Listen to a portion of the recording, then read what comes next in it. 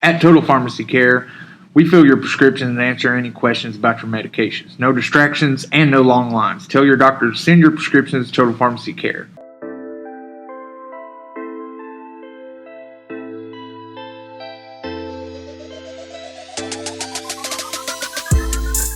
Welcome back. Another episode, Unwired Appalachia Podcast, Season 2, Episode 12. Tim Brady week. Yeah, it's Tim Brady week. The legend of Tim Brady. Shout out to Tim Brady. I was going to go Aaron Rodgers. Aaron Rodgers, that's a good Yeah, one. I feel like was Aaron Randall Cunningham? Was he 12? Randall Cunningham was 7. Yeah, he was 7. Yeah. Was he? Yeah, Right? I think so.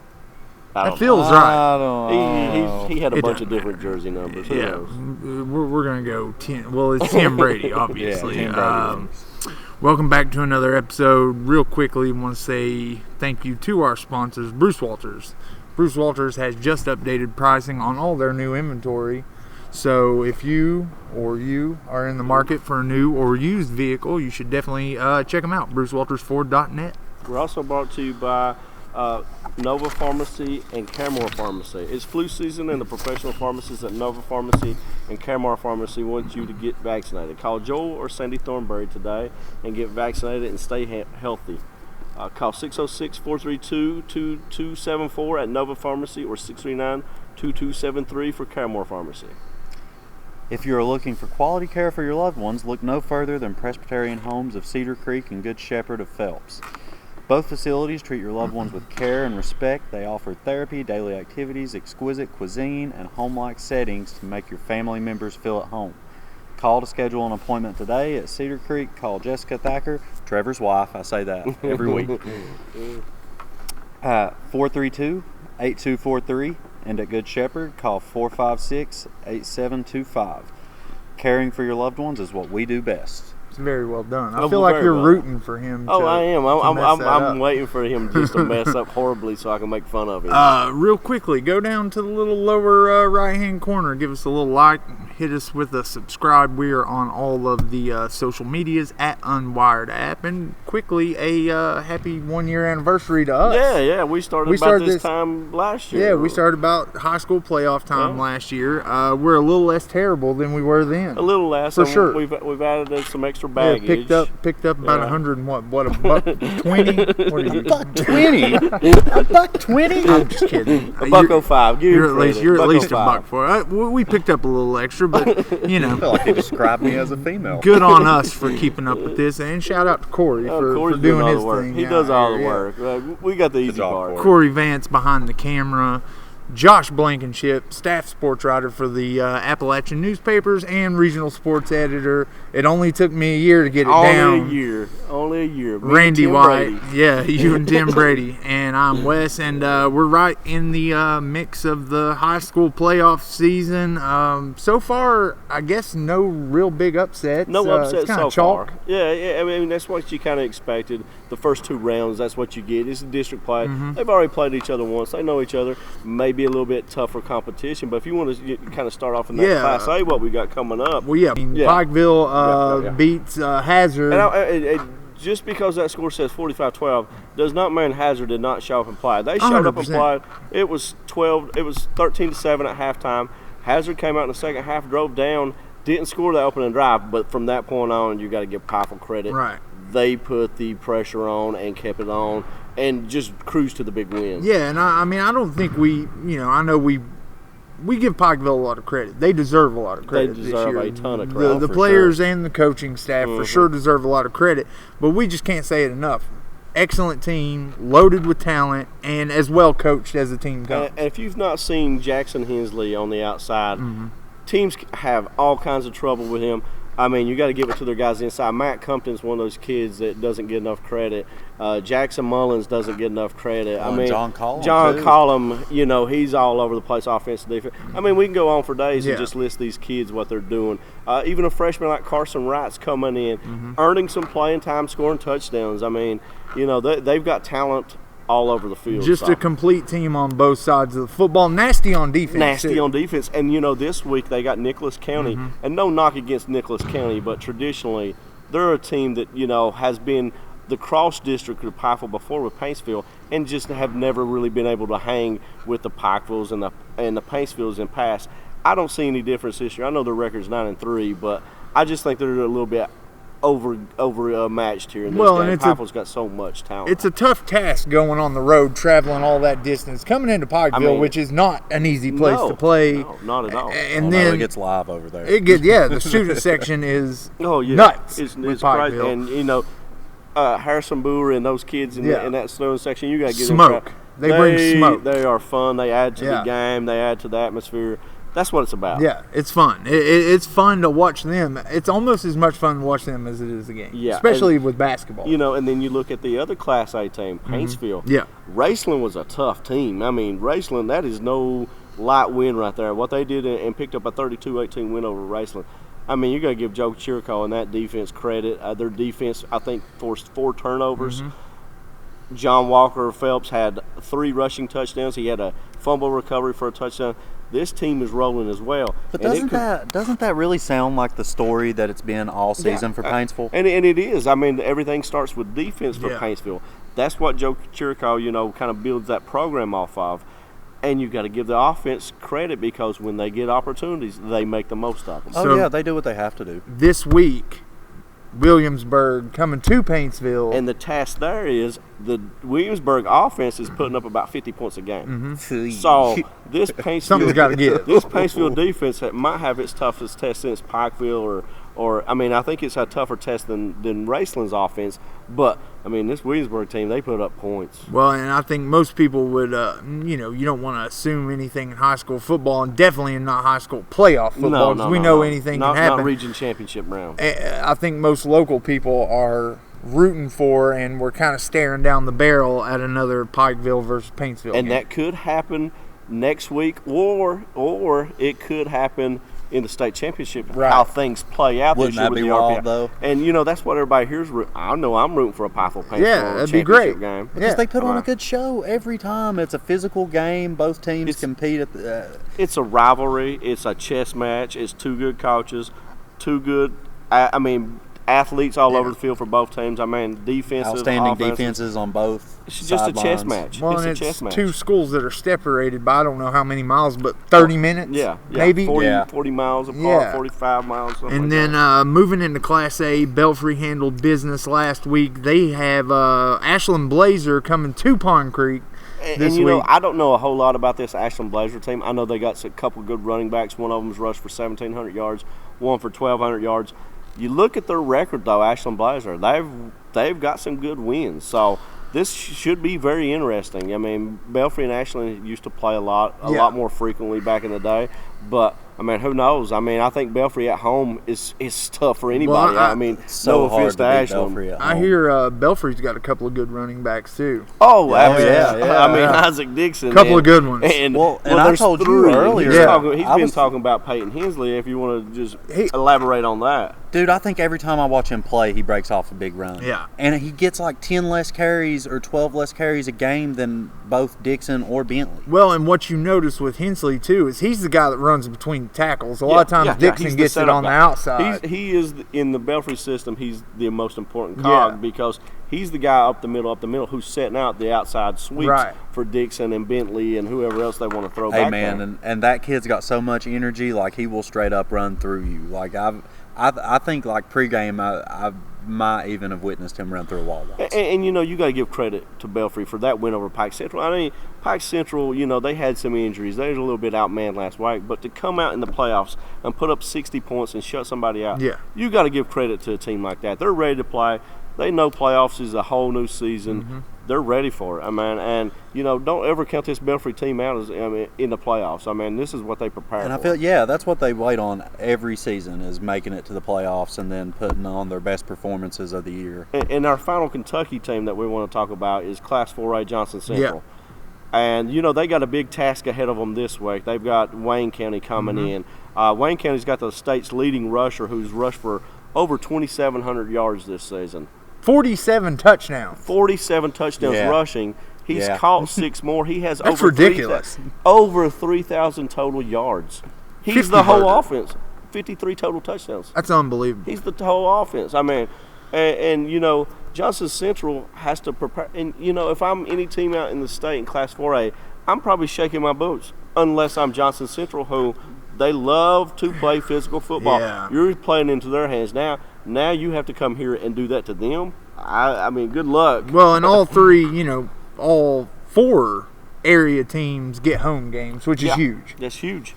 Huge. And Johnson Central is just rolling. Harlan County's no slouch. They beat them 50-6. I mean, Harlan County's probably a top 10 team year in, year out in either Class 5A or 4A. And Johnson Central just was overpowering them in all phases of the game. So they've got a really good challenge ahead. I think Johnson Central's got a great shot to move on and to that state semifinal round. I know they got a challenge in stopping Spencer there for Wayne County, but if anybody's going to do it, I think they're the type of team to do it. I would say we could all make some picks, but I feel like we're all picking the home. We're pretty much all rolling. Yeah. Okay, and no need. And then our final high score, if we want to talk about, a little Mingo Central. Listen, guys, they've had that quarterback wide receiver duo all year, and they have been tearing it up. I mean, Drew Hatfield, we already know he's broke the regular season record for receptions and yards.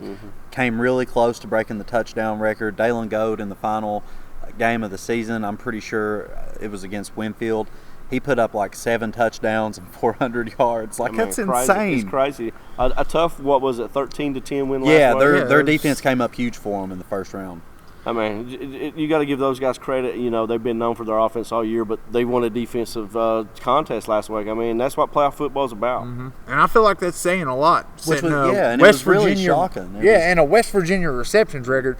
Pretty good receivers have come out of West Virginia. Yeah, the award is named after Randy Moss. Maybe the GOAT. Maybe the greatest receiver I've ever seen. He's he's up there with Jerry Rice. I mean, to me, it's Jerry Rice, Randy Moss, and whoever after those two. Just an unbelievable. But offenses obviously are a little bit different. Can you imagine Randy Moss in one of these spread offenses now, where they throw it as much as they do? He'd break the record that he set. You with would Tom never Brady catch him. Oh, you would never catch him. But anyway, good luck to all the area teams. We're going to be pulling for you. Everybody, get out and support your area team. This is playoff football, man. It's sad to see it end, but it's an exciting time. It's very exciting. And these guys are going to have you covered wall to wall with all the area teams. So be on the lookout for all of the content on social media and the articles in the papers coming up from these guys. So UPike just coming off a loss in football. They just wrapped up their regular season.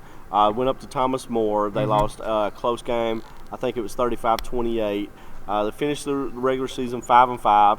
Up and down season, they finished strong. They won 3 of their last 4. I had a chance to finish with a winning record, but played strong.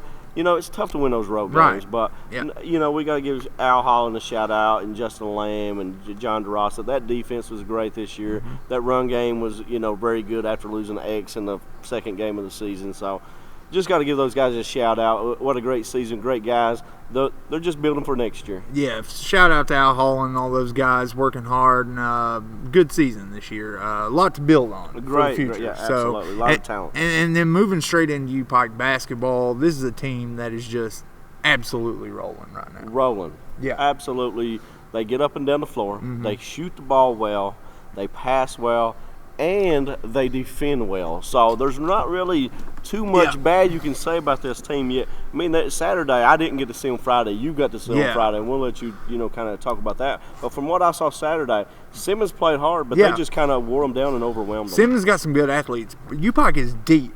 Too. Deep. Friday night, they were just, they were so much better than the team they were on the court with, but listen, I can't stress it enough. If you're a basketball fan, you need to come out and see this UPike team. They put on a show. Yeah, this team, if they win a national title at the end of the year, I'm not going to be shocked. No. I don't think you're going to be shocked, either. Not seeing them. I mean, these guys were winning, Randy, on Friday night by over 50 points, and the game was still interesting. Yeah. Because they were getting out on the fast break. They were throwing lobs off the backboard. They were listen, I don't think they missed a 3 the whole second half. Obviously, they did. But, I mean, the threes were dropping. Jordan Perry had 32 points, scored his 1,000th point. Yeah, and he's a junior. Yeah, junior. And he's a junior. So, I mean, this guy's going to, probably go down as one of the best players ever played. UPike was saying a lot. He's having a hell of a career. Absolutely. I mean, Yeah, and he missed all last season, but pretty much coming off an injury where he missed all. He doesn't look like he's missed a beat. Yeah. And then, to me, one of the young guys that, this time of year is where you kind of find your way. And J.J. Ramey had, he impressed me Saturday with his outside shooting. Yeah. I know he can dunk. I didn't see that Saturday, but you got to see some of that Friday night. J.J. Ramey, Corbin Spencer, and Chaz Hines, they've got some young guys on this team that really play a lot of important minutes. They contribute a lot. J.J. Ramey is a human highlight film, man. I'm telling you, this kid has serious hops. He does. I mean, serious hops. And, he's a deaf kid. He can't hear out one of his ears. So that presents some challenges for himself and the coaches, and they're adjusting well to that.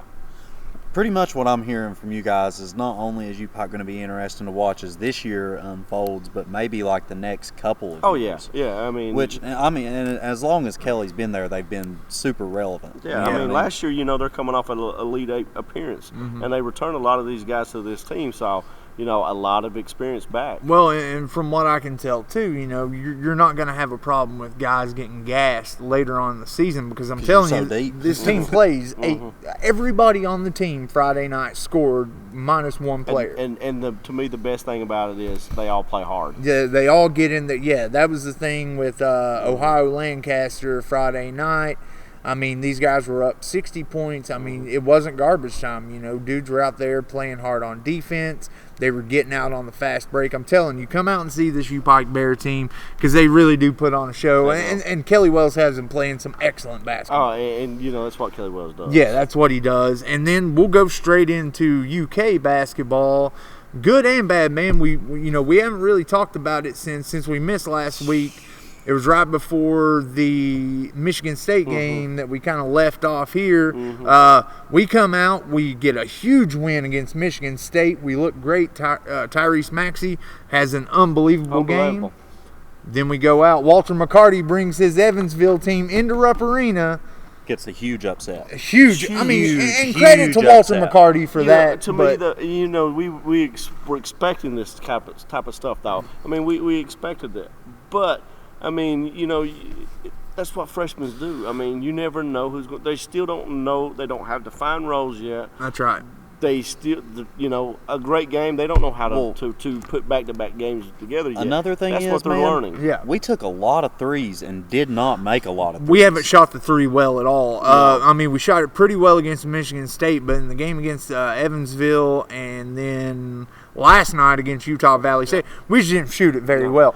I'm looking at the field goal percentage here, and it's like I don't think anybody shot over 50% from the field. No, I'm sure they did, and that's another thing about young teams. They don't know what a good shot is otherwise. Yeah. So you're teaching the fundamentals of the extra pass it up, being unselfish. What is a good shot? What's a bad shot? That's hard to do at that level from the get-go, and Cal has to do that year after year after year. And these teams are still learning how to play with each other, I mean, we know from these Kentucky teams in the past, we say it all the time, it's going to take a good halfway through the season before we know what this team is. And we know they're good. We know they're very talented. And, it's like we said earlier, we're going to get inside. Who's going to be consistent inside?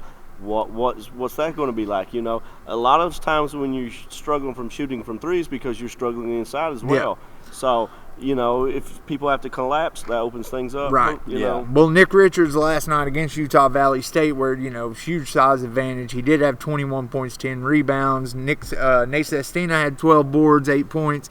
Ashton Higgins led us in scoring, 26 points, 6 assists, 5 rebounds. So, we'll see where we're at in a couple of weeks. I mean, but we got Mount St. Mary's, we got Lamar. I've been told we shouldn't sleep on that Lamar team. I've heard they're good. I don't know. We shouldn't sleep on anybody after the Evansville game, but we're coming right down the pike to Georgia Tech, Utah, Ohio State, and then Louisville. Yeah, so, we're starting to get ready to get into the good part of our schedule. schedule. We've got some tough games, and then we'll talk a few minutes about UK football that just had a win over Vandy. It did not look good for 3 quarters. No, I mean, a win's a win. Yeah.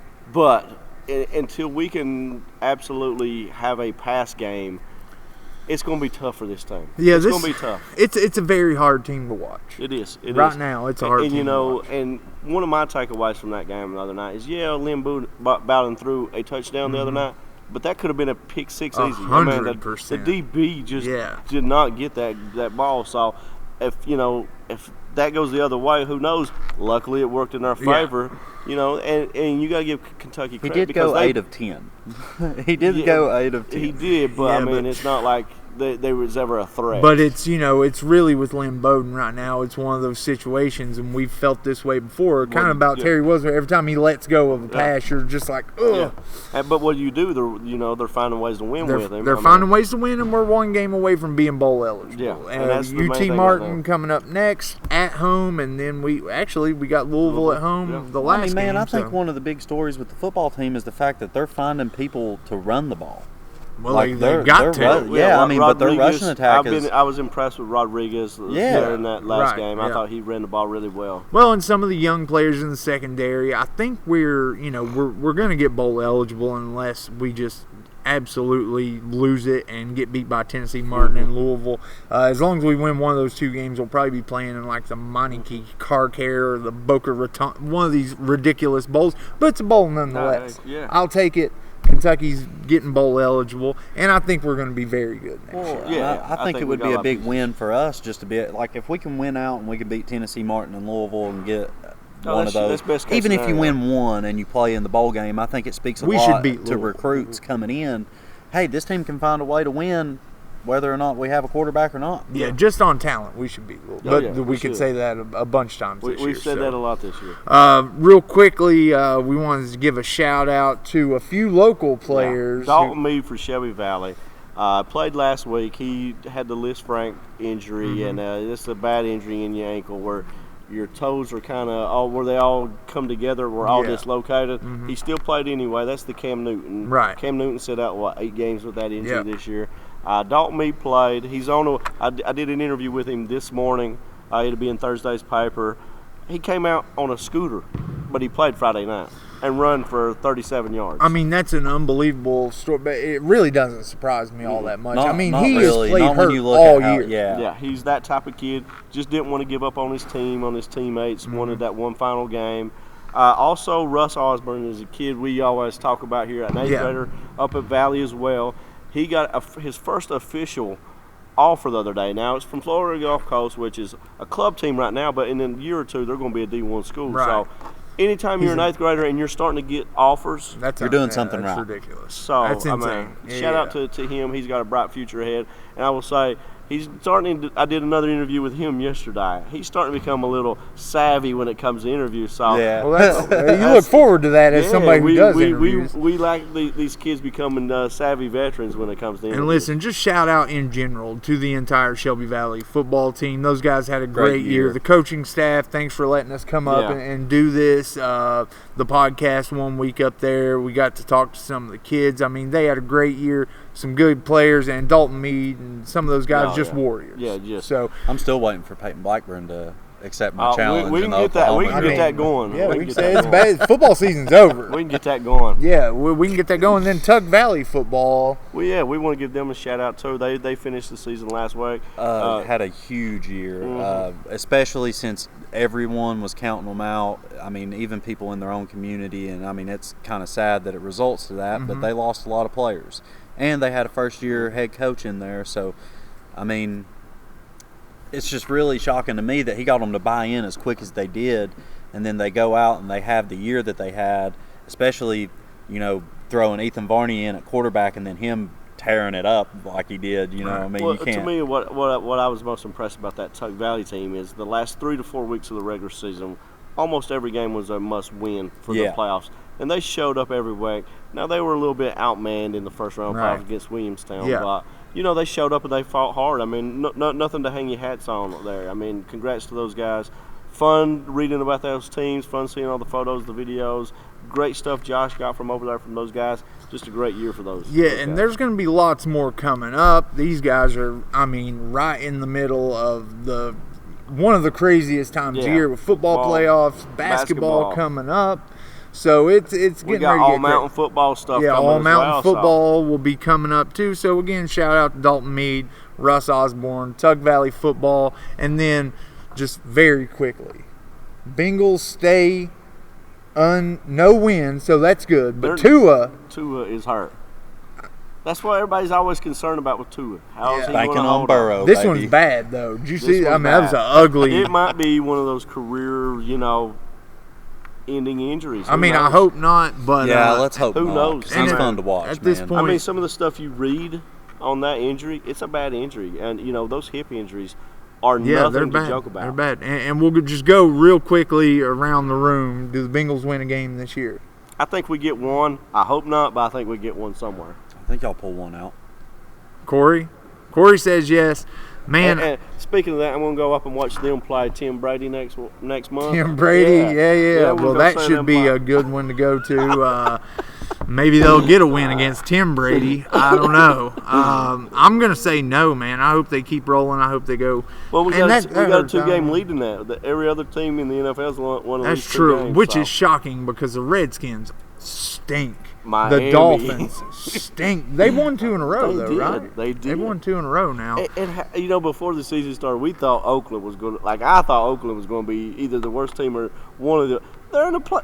They might be in the playoffs. And run the ball as good as anybody right now. I mean, it's I was making unbelievable. fun of Gruden. Josh Jacobs is a baller. Well, the funny thing too with the Bengals is I don't think anybody thought they were trying to tank. They're just bad. They were not. They came out the first week of the season. I was all excited because of the way they played the Seahawks. I've heard Jeff Bezos is looking to buy an NFL team. So Jeff Bezos, who I know watches this, right? Yeah, absolutely. We know Buy Jeff the Bengals. Bezos watches Yeah, this. buy the Bengals. Please Please buy the Bengals. Please get Mike Brown out of there. Yeah, please. Please. He's done. He at least hire a new GM anyway. At least hire Josh as GM. We just need a GM. I'd take him over at this point. Over anybody. Yeah. We don't have one. I mean, Mike Brown, who gave Ben Jarvis Green Ellis $20 million, right? Yeah, for nothing. To drive around on a go-kart. I think I could run an NFL team. I mean, I would like to see that. I'm first place in the fantasy league, though. I have faith Did in you know- myself. I do great on franchise mode. Listen, Corey has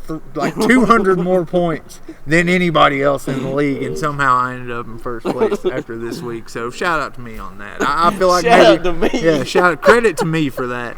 I never win these things though. So. Me either. But anyway, thanks again for joining us for another episode of Unwired Appalachia. We will be back next week, and the All Mountain football is coming up. Yeah, that's after the season. That's after the season. Yeah. But it's coming up. Yeah, but we'll talk more about some of these teams. Good luck to all the area teams out there this weekend, and we'll see you next week for another episode.